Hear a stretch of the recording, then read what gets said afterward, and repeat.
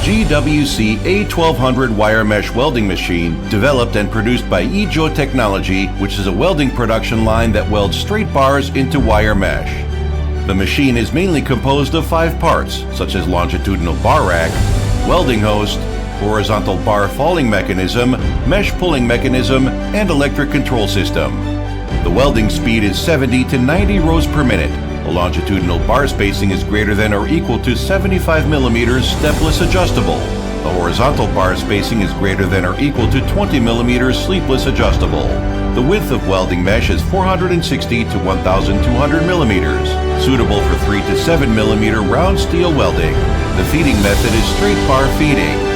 The machine adopts human-machine interface plus PLC programming controller control. The whole production line only needs 1 to 2 people to operate. The operation is simple and convenient. It produces 3 to 7 millimeter wire mesh, widely used in roads, railways, bridges, tunnels, steel structure, prefabricated housing, and other fields.